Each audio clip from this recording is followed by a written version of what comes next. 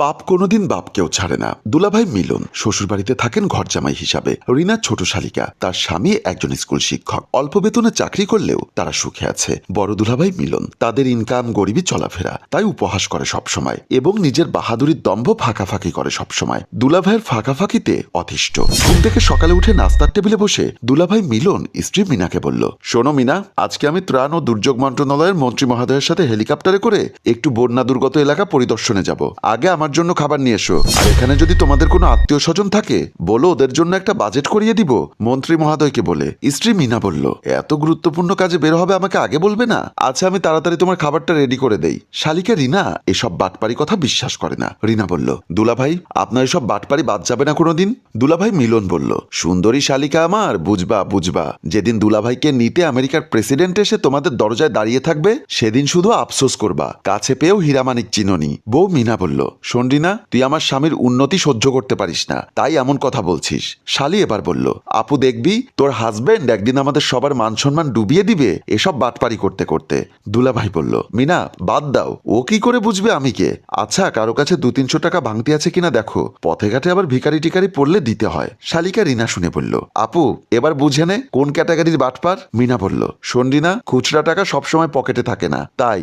আচ্ছা এসো তুমি, তোমার জন্য আবার হেলিকপ্টার দাঁড়িয়ে থাকবে। এই বলে সে তার স্বামীকে নিয়ে সেখান থেকে চলে যায়। মিলন যাবার পথে পাড়ার একজন শালার সাথে দেখা হয়। সে বলল, দুলাভাই কেমন আছেন? দুলাভাই বলল, ভাই আমার একটু বেশি তাড়াতাড়ি যেতে হচ্ছে, স্বরাষ্ট্র সচিবের সাথে একটা জরুরি মিটিং আছে। শালাটা মনে মনে বলল, এরকম একজন মানুষই তো খুঁজছি চাকরির ব্যাপারে। এবার বলল, দুলাভাই 1 মিনিট সময় হবে, জরুরি একটু কথা বলতে পারবো? দুলাভাই বলল, কি বলবে তাড়াতাড়ি বলো, আমার সময় কম। শালা বলল, আমি পুলিশে চাকরিতে একটা দরখাস্ত দিয়েছি, তো যদি কিছু টাকা পয়সা দিয়ে একটু লাইন টাইন করে দিতেন। দুলাভাই বলল, ঠিক আছে যাও, তাড়াতাড়ি কিছু টাকা নিয়ে এসো। শালা বলল, দুলাভাই আপনি একটু অপেক্ষা করুন, আমি এক্ষুনি আসছি। এই বলে দৌড়ে তার বাড়িতে চলে যায়। কিছুক্ষণ পর একটা টাকার বান্ডিল এনে দুলাভাইয়ের হাতে দিয়ে বলে, আপনি তাহলে তাড়াতাড়ি যান। দুলাভাই বলল, ঠিক আছে আমি আসি, কোনো চিন্তা করো না, খুব শীঘ্রই তোমার কাজ হয়ে যাবে। কিছু দূর যাবার পর একটা লোকের সাথে দেখা, সম্পর্কে তার শাশুড়ি খালাতো ভাই হয়। উনি বলল, জামাই বাবা কেমন আছো?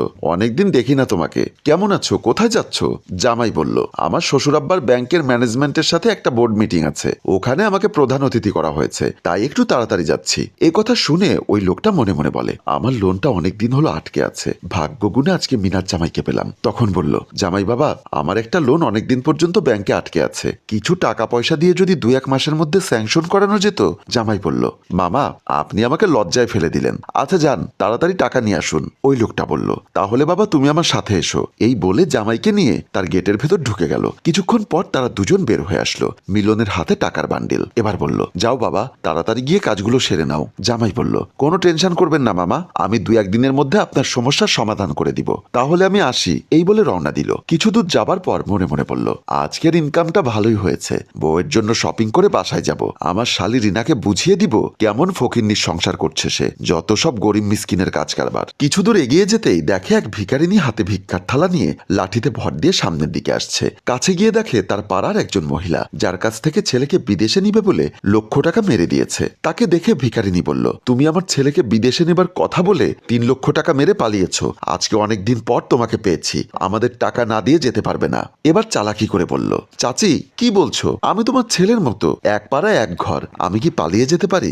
ভিসা তো চলে এসেছে, আমি আরো খবর দিতে যাচ্ছি তোমাদের বাড়িতে। ভিখারিনী বলল, এটাও কি আর এক প্রতারণা তোমার? তখন সে বলল, না চাচি এটাই সত্যি, দাঁড়াও আমি এক্ষুনি তোমাকে নিয়ে তোমাদের বাড়িতে যাব, তুমি তো এত দূর হেঁটে যেতে পারবে না, তুমি এখানে দাঁড়াও, আমি একটা গাড়ি নিয়ে আসছি।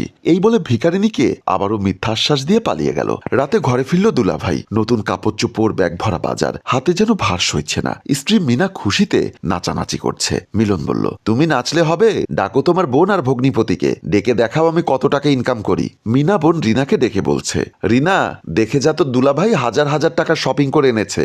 শালিকা রিনা বলল, শোনো আপু, এসব বাটপাড়ির টাকা, না জানি কার মাথায় বাড়ি মেরেছে, একদিন দেখবি কোন বিপদে পড়ে তোর হাজবেন্ড। মিনা বলল, তুই সবসময় অলক্ষণে কথা বলিস না। রাগ করে তার স্বামীকে বলল, এই চলো, তোমার মর্ম ওরা কি বুঝবে, চলো বিশ্রাম করবে। এই বলে সে জোর করে তার স্বামীকে নিয়ে ভেতরে চলে গেল। কিছুক্ষণ পর মিনার বাবা রাস্তাঘাটে মানুষের বলা বলি শুনে রেগে ঘরে আসে, চেঁচিয়ে তার মেয়েকে ডাকতে থাকে। মেয়ে আর মেয়ের বাবা বাহিরে আসার পর বলল, জামাই বাবা এসব কি সত্যি?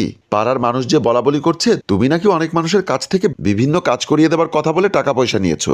জামাই বলল, বাবা কি যে বলেন, এ মাসেই দুবাইতে রাষ্ট্র বড়দূত হিসাবে নিয়োগ পাচ্ছি, সবার কাজ হয়ে যাচ্ছে, আমি সময় পাচ্ছি না বলে একটু দেরি হচ্ছে। শালিকা বলল, দুলাভাই, পাপ কোনোদিন বাপকেও ছাড়ে না। মিথ্যা আশ্বাস দিয়ে মানুষের হক মেরে খাচ্ছেন, এদের অভিশাপ আপনাকে ছাড়বে না। দুলাভাই বলল, তুমি কি বলছো তুমিও জানো না। আমি ইচ্ছা করলে এখন কোটি কোটি টাকার প্রজেক্ট পাশ করিয়ে তোমাদের এই ফকিন্নি এলাকাকে সিঙ্গাপুর বানিয়ে দিতে পারি, কিন্তু তোমাদের এই আচরণের জন্য করছি না। শালিকা রিনা বলল, দুলাভাই, সৎ পথের ইনকামের ডাল ভাত খাওয়ার মজাই আলাদা, অসৎ পথের কোটি টাকা ইনকামের চাইনিজ বিরিয়ানি থেকে, কারণ এই চাইনিজ বিরিয়ানি একদিন বিষে পরিণত হয়। দুলাভাই বলল, তুমি থাকো তোমার ডাল ভাত নিয়ে, আমাকে সস্তা জ্ঞান দিতে এসো না, যতটুকু মানুষ ততটুকুতেই থাকো। তারপর এসব কথাবার্তা শুনে তার শ্বশুর আর চুপ থাকতে পারল না, চেঁচিয়ে বলে উঠল, জামাই, তুমি কার সামনে কি বলছো? তুমি নিজে থাকো আমার ঘরে ঘর জামাই, আর আমাদের গ্রামের লোকজনকে তুমি ফকিন্নি বলছো?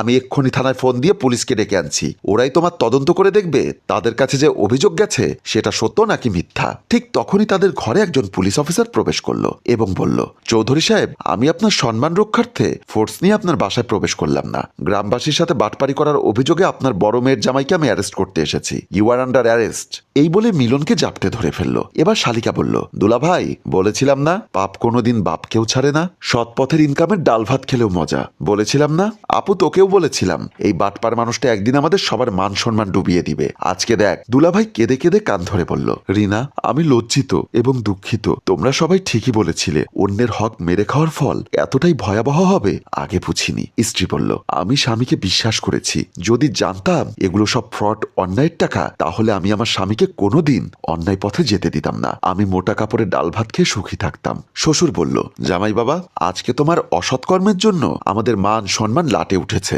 অন্যায়কারী কোনোদিন রক্ষা পায় না। মিনার জামাই মিলন বলল, আমি সকলের উদ্দেশ্যে একটা কথা বলছি, পাপ কোনোদিন বাপকেও ছাড়ে না। সৎ পথে কম ইনকাম করে মোটা কাপড়ে ডাল ভাত খাওয়া ভালো, অসৎ পথের ইনকামে বিরিয়ানি খাওয়া আমি হারে হারে বুঝলাম। আমাকে দেখে সবাই শিক্ষা গ্রহণ করুন। প্রিয় দর্শক, আমাদের শিক্ষামূলক এই গল্পটি আপনাদের বিন্দু পরিমাণ ভালো লাগলে লাইক, কমেন্ট ও শেয়ার করে সাথেই থাকুন। আগামীতে আরো ভালো কিছু নিয়ে আসছি আমরা। গল্পটির রচনায় FA নয়ন চৌধুরী, পরিচালনায় রেজাউল কবির চৌধুরী।